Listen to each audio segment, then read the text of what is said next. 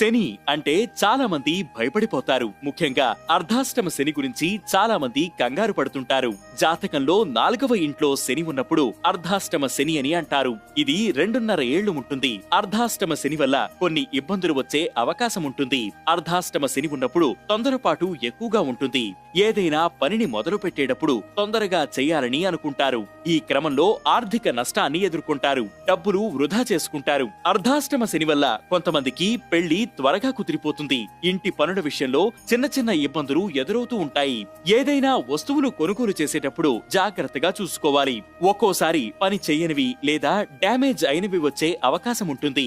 విద్యా సంబంధిత విషయాలని కొంచెం అశ్రద్ధ చేయడం వంటివి జరుగుతాయి. అర్ధాష్టమ శని ఉన్నవారు చేసే పనిలో ఆటంకాలు కలగకుండా ఉండడానికి ముందు శని భగవానుణ్ణి తలుచుకుని నమస్కారం చేసుకుని ఆ తర్వాత పని మొదలు పెట్టడం మంచిది.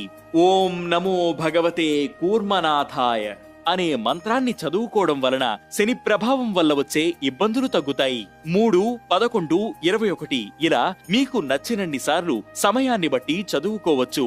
ప్రస్తుతం ధనస్సు రాశి వారికి మాత్రమే అర్ధాష్టమ శని ఉంది.